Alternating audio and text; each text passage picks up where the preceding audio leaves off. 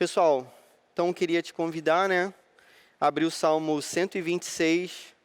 A vantagem de pregar no livro dos Salmos é que a gente pode ler o Salmo todo. Então, poxa, você acompanhe comigo aí a leitura. Diz assim, ó, Salmo 126, Cântico de Peregrinação. Quando o Senhor trouxe os cativos de volta a Sião, foi como um sonho. Então a nossa boca encheu-se de riso e a nossa língua de cantos de alegria. Até nas outras nações se dizia: o Senhor fez coisas grandiosas por este povo. Sim, coisas grandiosas fez o Senhor por nós, por isso estamos alegres. Senhor, restaura-nos, assim como enches o leito dos ribeiros no deserto. Aqueles que semeiam com lágrimas, com cantos de alegria colherão. Aquele que sai chorando enquanto lança a semente, voltará com cantos de alegria, trazendo os seus feixes. Amém.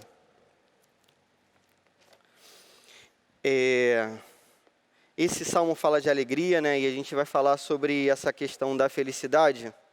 A felicidade, pelas nossas assim variações, né? Porque a gente tantas vezes é fraco, a felicidade, ela acaba oscilando na nossa vida, né? Tem uma música que diz que a felicidade é como a gota de orvalho numa pétala de flor, brilha tranquila, depois de leve oscila e cai como uma lágrima de amor. É uma bossa nova, né?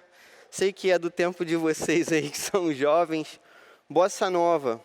Cara, e eu tô falando de felicidade numa semana assim que para mim foi bastante difícil. Poxa, eu tive uma semana muito difícil mesmo. Depois dessa crise que está rolando, e eu escolhi falar de felicidade por conta dessa crise que a gente tem vivido. Então, por conta dessa pandemia, a minha rotina, a minha vida se transformou bastante. E o meu trabalho também mudou bastante nos últimos dias. Eu tenho agora trabalhado dentro de casa. E, por um lado, né, tem essa parte muito boa, né, que é ficar com os meus filhos e com a minha família e, de repente, né, estar mais pertinho deles. Mas tem esse lado também de que, poxa, eu dependo um pouco da tecnologia ali para trabalhar e, às vezes, a tecnologia falha. E antes isso não acontecia, né, eu dava aula presencial. E aí, poxa, eu tive que transformar a minha vida, o meu trabalho. E às vezes as coisas não dão certo, às vezes a internet falha, às vezes o computador também falha. Nem sempre a gente consegue fazer o melhor que a gente espera. Na terça-feira foi dada uma faxina na minha casa. E aí, depois de toda a faxina, a casa totalmente limpa, um rato apareceu dentro da minha casa de noite. E aí, o rato apareceu. E eu, como homem da casa, tive que resolver o problema do rato, tipo assim, né? Pô, vai lá e resolve. E aí eu salvei os meus filhos do rato primeiro, aí depois eu salvei a minha esposa também do rato, mas primeiro eu salvei os meus filhos. E aí ela teve que se virar um pouco sozinha, e depois eu a salvei também, e aí depois fui perseguir o rato. Poxa, foi difícil matar o rato com uma vassoura e foi algo que demorou. Pedi ajuda para algumas pessoas, meu irmão me ajudou e a gente demorou bastante. Eu sei que quando eu matei o rato devia ser 2 horas da manhã. O rato era bem esperto, esse era um rato especial que estava lá em casa. Não era qualquer rato não, não é possível. Então era difícil de matar aquele rato, tudo muito complexo e tal. Ele enganava a gente tantas vezes. E aí, 2 horas da manhã, eu matei o rato. Aí, depois que eu matei o rato, eu pensei assim, poxa, o rato andou na minha casa. Então, vou ter que limpar a casa. Aí, eu comecei a limpar a casa. Aí, a gente entrou madrugada adentro, assim. Essa não foi uma semana muito legal, não. Entre outros problemas. Não sei se dá para ver aí, o corte é fino, mas não dá, né, Popesco? Poxa... Eu me cortei também, não dá para ver, é coisa pouca, mas eu me cortei também. Aconteceu de tudo, assim, você pode imaginar. E nesses dias, pensando sobre felicidade, né, cara, eu sei que, assim, isso é pouco, sei que isso é pouco. Eu sei que tem questões mais delicadas. Eu sei que, de repente, poxa, você é jovem e você estava achando que ia entrar para a faculdade nesse ano. Não é isso? E aí acontece essa pandemia, eu sei que talvez você estivesse planejando o seu casamento para esse ano também, e uma festa e tal, e tudo legal, e aí talvez isso não vá acontecer do jeito como você planejou. Eu sei que algumas pessoas, e muitas, né, perderam o emprego. Essa semana eu falei com uma amiga, eu falei, não, minha esposa, né, a gente soube de uma amiga, e ela falou com essa amiga dos tempos da escola. A menina trabalha com transporte escolar, e aí esse ano ela resolveu investir numa van para poder levar mais crianças para a escola, e ela se endividou, e ela está tendo muita dificuldade agora de pagar as dívidas dela. Tem um filme chamado A Procura da Felicidade, com Will Smith, já que o tema é felicidade, né? Como é que a felicidade se torna um problema nesses dias, né? Então, nesse filme... Aliás, todos os filmes com Will Smith são bons, né? Eu já falei isso, pelo menos todos os que eu assisti são bons. Todos, só tem um que é mais ou menos, que é o que ele faz com o filho dele, né? Que ele faz com... É o Will Smith e o Will Smithinho. Aquele filme que ele faz com o filho, Depois da Terra, eu acho, sei lá, o filme é meio chato. Mas fora isso, todos são legais. Esse é A Procura da Felicidade, cara, o filme é top mesmo, top. Só não assista nesses dias não, que o filme é muito triste. A gente já está meio triste nesses dias, né?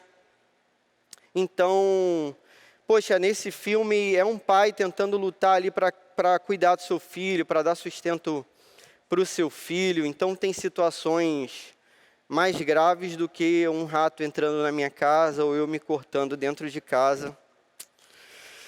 Poxa, nesses dias justamente a gente olha para um salmo como esse, e esse salmo vai ensinar para a gente, cara, o segredo da felicidade. O filme do Will Smith, ele apresenta uma perspectiva assim, que eu acho que é totalmente justa. Poxa, se um pai não tem aquilo que ele deveria dar para o filho, como mínimo para dar para o filho, e dando um spoiler já sinistro do filme, né? Tem uma hora que ele vai dormir num banheiro, tentar dormir num banheiro público, porque ele não tem lugar para dormir com o filho dele. E esse é o Will Smith e o Will Smithinho também, né?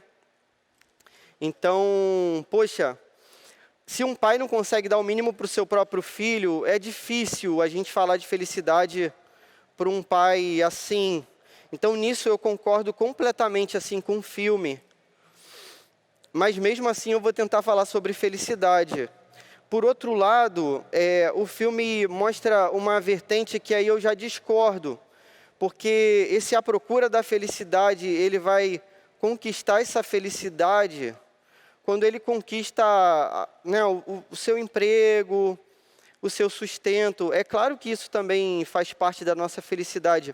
Mas aqui nesse texto, o salmista vai dizer que é possível, sem emprego, é possível na crise, é possível em dias difíceis, é possível com toda semana alguém te ligando e dizendo que você vai perder um cliente, porque esse cliente não tem como pagar aquilo que você oferece para ele. É possível você tendo se endividado, comprado uma van, acreditado que você teria o seu sustento e ofereceria um serviço melhor para os seus clientes, e de repente tudo para, a vida para, o mundo para. É possível mesmo assim, se alegrar nesses dias.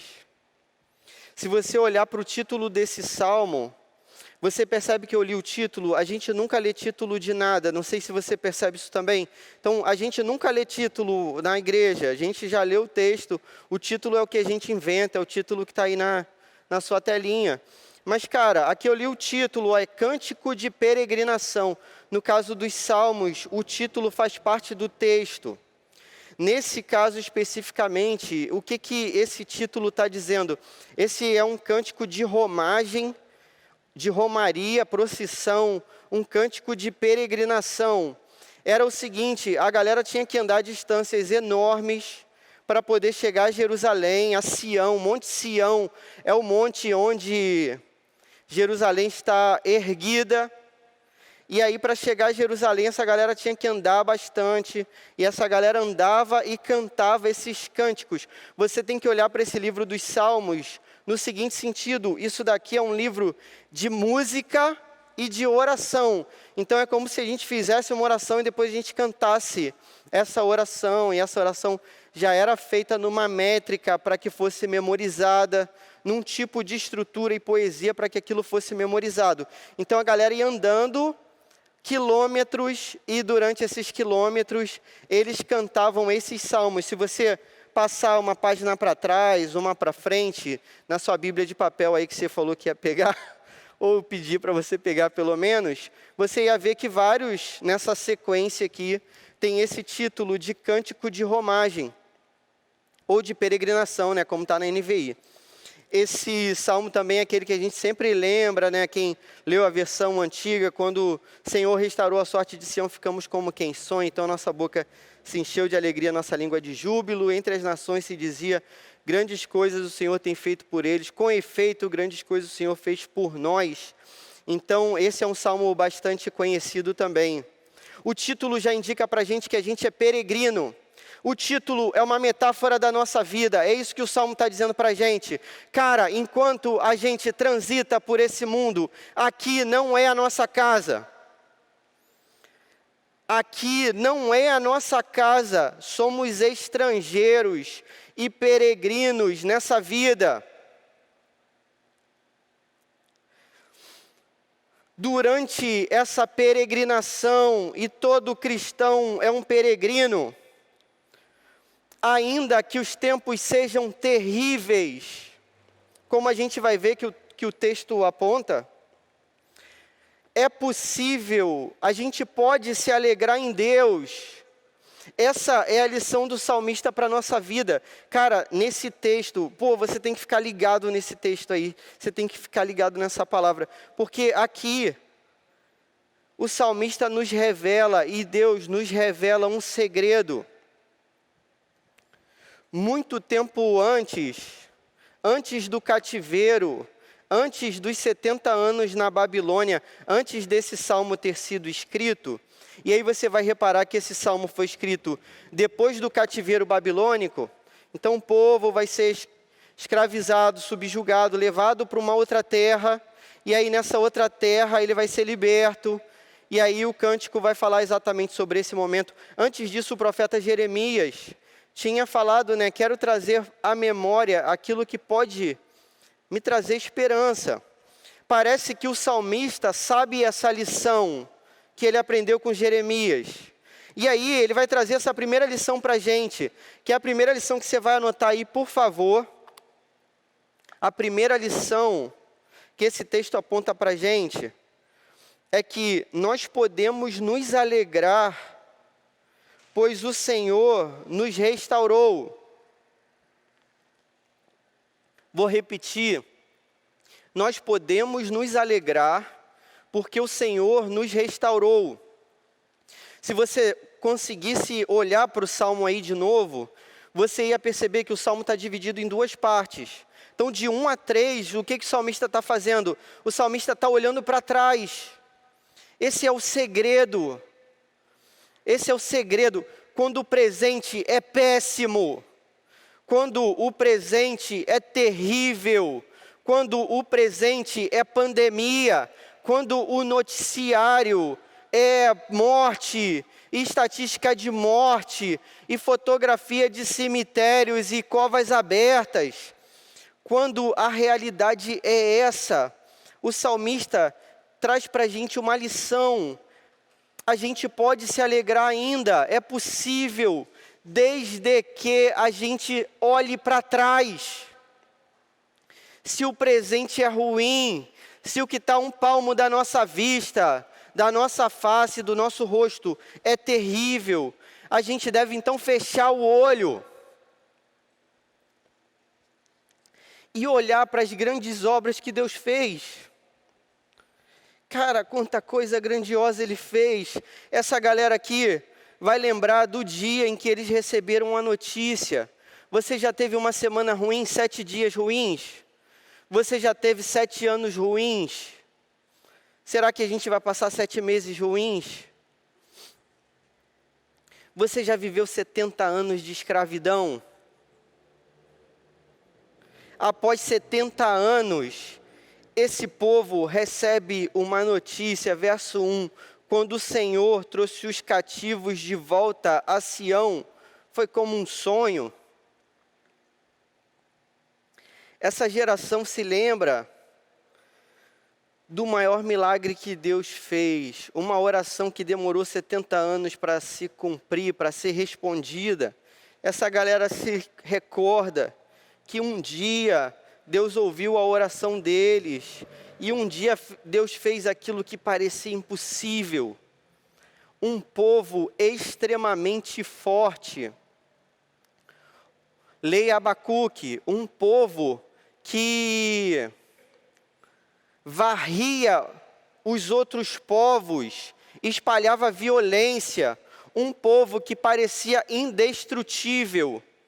Abacuque profetiza que esse povo vai ser destruído. Cara, era inacreditável que a Babilônia fosse destruída em tão pouco tempo, era inacreditável. A Bíblia diz que a Babilônia nunca mais seria reconstruída. Nunca mais. Não sei se você sabe,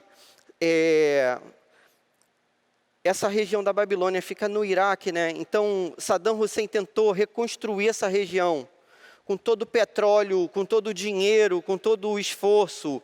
Ele quis fazer isso como alguém que queria afrontar o texto bíblico. E ele não conseguiu reconstruir esse negócio, cara. Olha que doideira, Deus disse que isso nunca mais seria reconstruído, mas parecia impossível que isso fosse destruído algum dia, e foi. Quando o Senhor trouxe os cativos de volta a Sião, foi como um sonho. Então a nossa boca encheu-se de riso, e a nossa língua de cânticos de alegria. Até nas outras nações se dizia, o Senhor fez coisas grandiosas por esse povo. O que aconteceu aqui? Quando o Senhor trouxe essa notícia para o povo, e a gente sabe pela Bíblia que foi um rei persa que manda o povo hebreu voltar. O povo de Israel, ele tem toda a consciência de que tudo que está acontecendo por trás da vontade daquele rei, existia na verdade a vontade de Deus. Deus controlando a história. Deus controlou inclusive os 70 anos de cativeiro, Deus controlou, foi da vontade do Senhor, isso vem do Senhor. Mas ao mesmo tempo, quando um persa resolve assinar um edito, um decreto, para que o povo volte para sua terra, essa galera tem toda a certeza que isso partiu de Deus. E aí o que rolou? Como a Babilônia amontoou povos na Babilônia, então a Babilônia destruía e levava pessoas cativas, destruía e levava outros povos. Então existiam vários povos naquele lugar, misturados. E um dia um rei resolve libertar um povo somente, que era o povo de Israel. E quando esse rei resolve fazer isso, os outros povos que estavam ali, os outros escravos, os outros servos, os vizinhos, eles começaram a falar, meu Deus, olha como é que o Deus desse povo é maravilhoso. Até nas outras nações se dizia, verso 2, o Senhor fez coisas grandiosas por esse povo. Verso 3, sim, coisas grandiosas fez o Senhor por nós, por isso estamos alegres. Pô, vou te dar um macete que não sei se vai servir para você, não sei. Vou tentar te dar. Sempre que você for ler um texto, é interessante você tentar reparar que geralmente há dois momentos textuais. Às vezes eles são coincidentes, outras vezes não. O nome disso é momento do enunciado e momento da enunciação, de modo técnico. Mas é assim, tipo assim, tem o momento em que a pessoa fala, e tem o momento daquilo que a pessoa fala, sobre o que ela fala. Então, por exemplo, o momento presente aqui, olha só, verso 3. Sim, coisas grandiosas fez o Senhor no passado. O salmista está falando do passado. Mas ele está alegre no presente. Você consegue entender? Então, ele no presente, o presente é péssimo.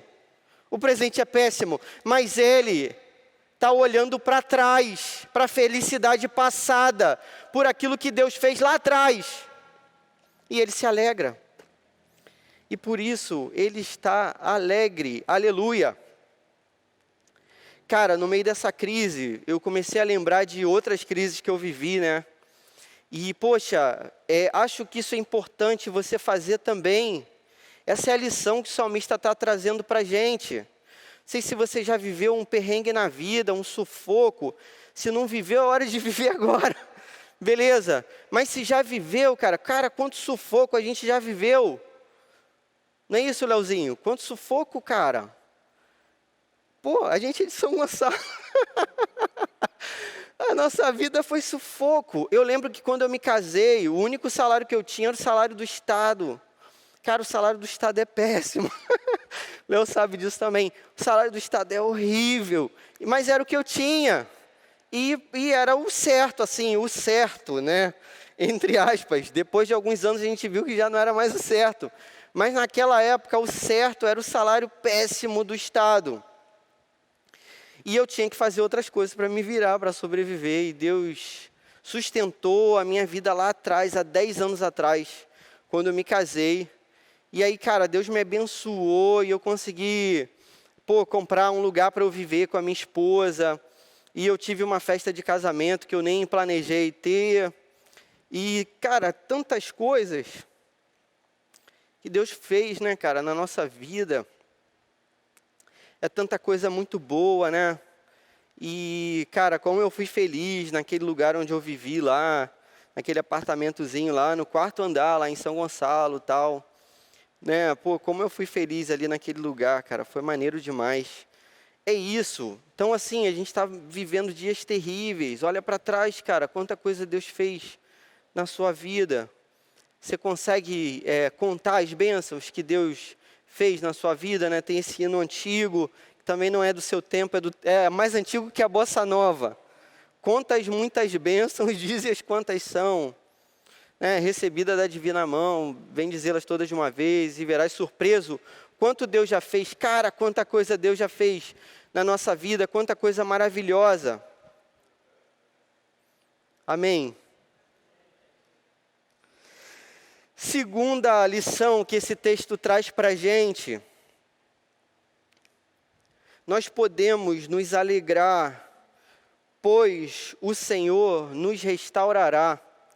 Então o que o salmista faz? Como o presente é horroroso, ele primeiro olha para trás, e ele tenta buscar lá atrás, onde que ele viu a mão de Deus agindo, na vida dele e do povo dele. E quando que ele se alegrou, e por isso ele se alegra no presente. E aí depois ele olha para frente, e lá na frente, porque o presente é péssimo. Esse que é o segundo mistério do texto. Cara, isso aqui é para a gente guardar para a nossa vida inteira, para a gente nunca mais esquecer. Primeiro, olhar para trás, para aquilo que Deus fez. Se o presente é horrível, você olha para frente, para aquilo que Deus vai fazer, e Ele vai fazer aquilo que Ele prometeu que vai fazer, e o nosso Deus é fiel. E o salmista vai descrever então isso, do verso 4 em diante, e ele diz assim: Senhor, restaura-nos assim como enches os leitos dos ribeiros no deserto. O Salmo, na tradução antiga, diz assim como enches, né, as torrentes do Negueb. Se você colocasse na internet, não vai colocar agora não, só depois que acabar o culto do Gol. Se você colocasse na internet aí no YouTube, colocasse assim, torrentes do Negueb. Se puder fazer isso depois, vai ser maneiro. Galera aqui vai confirmar comigo, vai fazer depois, não vai? Coloca no YouTube assim, torrentes do Negueb. Cara, aí tem vários vídeos sobre isso. Abre lá os primeiros que você vai conseguir ver. É um negócio impressionante. É assim, um lugar que não tem nada, totalmente seco, não tem nada. A terra, ela é tão seca que ela racha. É uma terra que você olhando diria que nunca passou água naquele lugar. Mas de repente Deus faz chover nas montanhas. E a água começa a descer. E ela forma num lugar totalmente seco um rio novo. E esse rio traz esperança.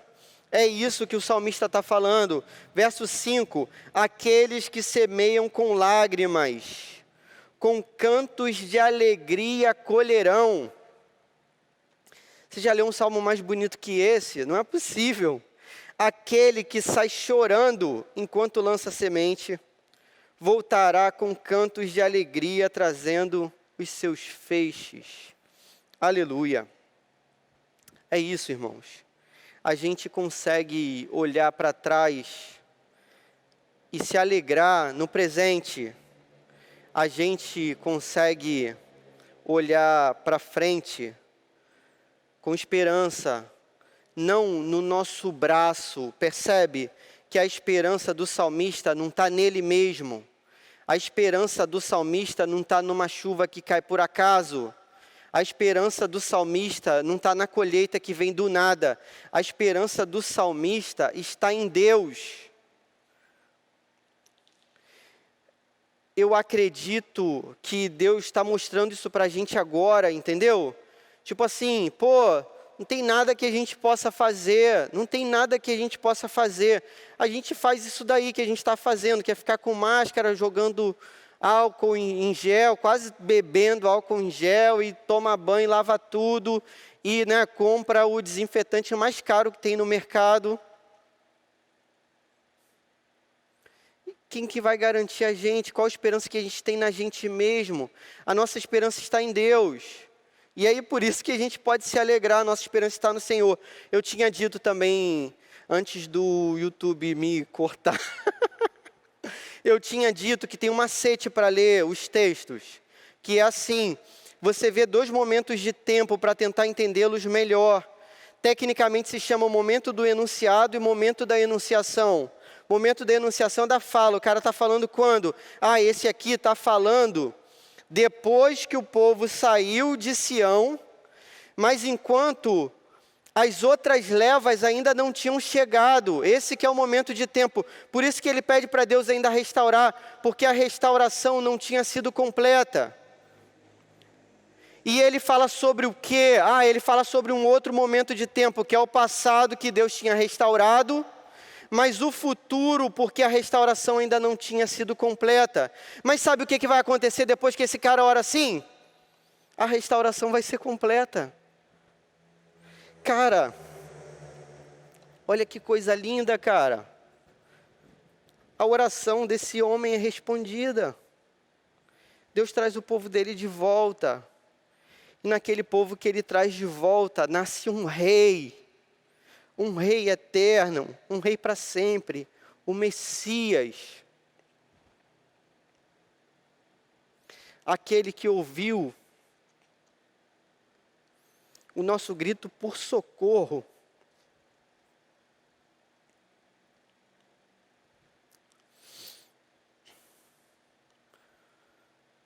É o que significa o nome de Jesus. Aquele que ouviu o nosso grito por socorro. É isso, o Deus conosco, o Deus que se inclinou, esperei com paciência no Senhor. Ele inclinou os seus ouvidos para a gente, e Ele fez isso através de Jesus Cristo, o nosso Senhor, o nosso Salvador. E por isso a gente se alegra, para a gente caminhar para o final. Você com certeza cortou esse tempo aí de intervalo. A gente vai para a primeira lição desse texto. Aplicação. Primeira aplicação. Pô, ficou bonita a arte, ó. Fizeram até uma arte diferente. Primeira aplicação. Deposite a sua esperança no Senhor somente. Essa é a primeira aplicação. Como é que a gente torna isso mais palpável para a nossa vida? Cara, é o seguinte, a gente não confia em governantes, mais do que nunca. A gente não confia em líderes quaisquer. A gente não confia nem, cara, na nossa própria família, no sentido da confiança que a gente deposita em Deus. A gente não confia nem na gente mesmo, nem no nosso próprio braço. Você entende? A nossa plena confiança, a nossa segurança, por isso que é a nossa alegria, ela está depositada no Senhor somente, não é nas coisas materiais, não é naquilo que a gente recebe, não é nem na bênção, mas sim no Deus da bênção. E Ele tem nos abençoado, aleluia. A gente não confia no nosso emprego, na nossa carreira, na nossa inteligência, na nossa estabilidade, na nossa saúde, no nosso histórico de atleta. A gente não confia em nada disso. A gente não deve depositar a nossa felicidade e a nossa confiança e a nossa esperança na nossa beleza. Não sei se você já reparou, mas olha, as meninas consideradas mais bonitas, tantas vezes são as mais tristes, nas mídias sociais. Eu sei que é estranho você olhar para mim e saber que eu estou falando isso, para não confiar na beleza.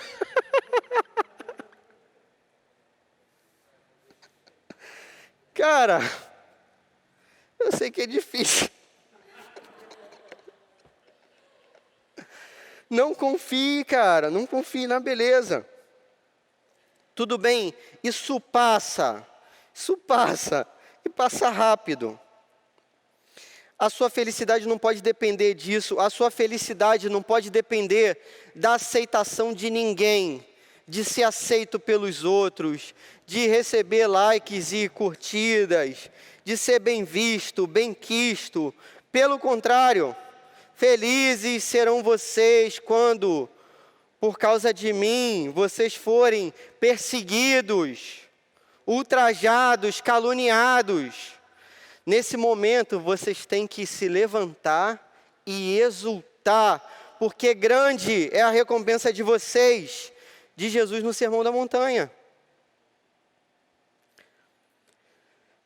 Não deposite a sua alegria em você mesmo. Vou repetir, não deposite a sua alegria em você mesmo. Você já se decepcionou consigo mesmo? Cara, eu me decepciono todos os dias. Todos os dias. Segunda aplicação aí para a gente fechar. Mesmo nessa crise, alegre-se no Senhor. Mesmo nessa crise, alegre-se no Senhor. Quando o salmista fala para a gente olhar para trás e olhar para frente, eu fiz comparações limitadas com a minha própria vida, e você pode fazê-las também no seu limite com a sua vida. Mas a comparação correta é a seguinte: na obra de Deus, que é eterna, o apartamento que eu comprei já vendi, o salário que eu recebia do Estado já não existe mais, mas não é nisso que eu me alegro, é naquilo que Deus fez e faz eternamente. Lembra da frase lá do C.S. Lewis? Que aquilo que não é eterno é eternamente, na minha tradução, ultrapassado. Aquilo que não é eterno é eternamente ultrapassado. A gente tem que olhar para aquilo que é eterno. Então, eu sei que você está com problema. Você queria casar nesse ano e está difícil. Ah, você queria casar no ano que vem. E esse ano jogou de repente para mais um ano para frente. Você queria viajar, fazer um intercâmbio, aprender novas línguas. Você queria muita coisa. Eu queria que estivesse tudo como estava antes. Mas não é assim. O salmista sabe disso. O presente é ruim a ponto dele perceber a tristeza nas lágrimas declaradas. Olha só que parada, cara. Tá conseguindo entender esse negócio? O salmista diz assim, ó, verso 4: Senhor, restaura-nos, assim como enches o leito dos ribeiros no deserto. O que ele está querendo dizer? A nossa vida é o deserto hoje, Senhor. É isso que ele está falando em oração. Aí olha só o que ele fala depois: aqueles que semeiam com lágrimas, com cantos de alegria colherão. Quem que está semeando com lágrima? É Ele.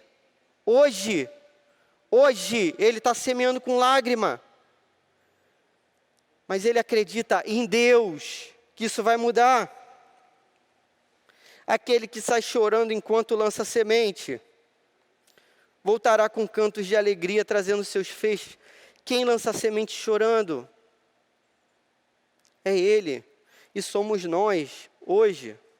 A gente se alegra pelo seguinte: na verdade, a aplicação desse texto é assim.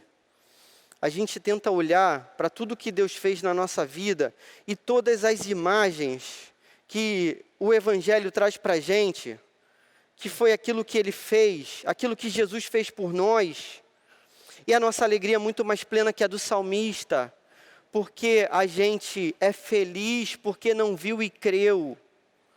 A gente é feliz porque a gente conhece a alegria da nossa salvação em Jesus Cristo, muito mais do que o salmista. Uma das imagens que o Evangelho traz para a gente é a seguinte: a gente era escravo. A gente era escravo num mercado de escravos. A gente era escravo de um senhor terrível. O nosso dono era o pecado. O nosso dono era a nossa própria carne. O nosso dono, o nosso senhor, era o diabo. E a Bíblia diz que a gente, sem valor nenhum, imagina que você seja um escravo sem valor. Quem que vai te comprar? Quem vai pagar um centavo por você? Quem pagaria um centavo pela minha vida? Eu, escravo sem valor. Senhores terríveis me atormentavam. A Bíblia vai dizer que a gente foi comprado por um Senhor que é bom o tempo todo. Então, se tudo que a gente viveu era só maldade, tudo que a gente vai viver é a plenitude da bondade do Cordeiro de Deus. Se tudo que a gente vivia era mentira, agora tudo que a gente vai viver é a verdade daquele que é a própria verdade, daquele que é o caminho e a verdade e a vida. Você consegue entender? Cara, não é possível que você não consiga se alegrar com isso, com a obra que Jesus fez na sua vida. Olha para trás, olha para quem você era, e olha como que Jesus tem restaurado a sua vida. Só que a gente vive o intervalo de tempo entre o já e o ainda não. Por isso a gente tem que olhar para frente. E o mais para frente que a gente consegue enxergar é aquilo que a Bíblia diz para a gente, que é a volta do nosso Senhor Jesus Cristo. E quando a gente olha para frente, a gente entende que Ainda que a gente seja liberto do pecado, a gente ainda peca, mas um dia isso vai ser apagado. Ainda que a morte tenha sido vencida, a gente vai morrer, seja de Covid ou do que for. Mas um dia, o último adversário vai ser vencido. E alguns não passarão pela morte, e alguns ressuscitarão, e outros glorificados, né? Como diz a palavra de Deus. Entende? Entre o já e o ainda não, a nossa esperança está em Deus. E Ele há de completar a sua gloriosa obra na nossa vida. O presente é a sequidão do deserto. O presente é o agricultor semeando com choro. Mas o futuro é a torrente do Neguebe, o rio cheio de vida, o rio de água viva, o rio que flui do trono de Deus na cidade santa. Olha para o título desse salmo de novo. Essa é a nossa peregrinação. A gente está andando para onde? A gente sabe para onde a gente está indo e por isso a gente não está perdido. No caminho, conhecemos o caminho, e o final desse caminho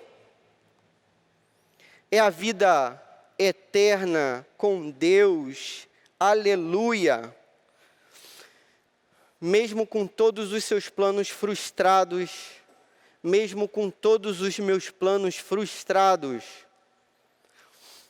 é possível eu me alegrar no Deus da minha salvação.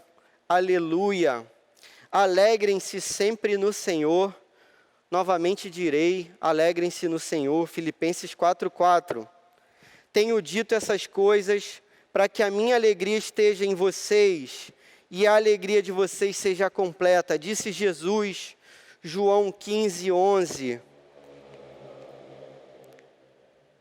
Meus irmãos, considerem motivo de grande alegria o fato de passarem por diversas provações, pois vocês sabem que a prova da sua fé produz perseverança. Tiago, o reino dos céus é como um tesouro escondido num campo.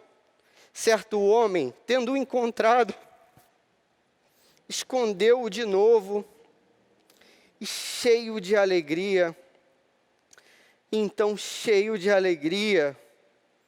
vendeu tudo o que tinha e comprou aquele campo.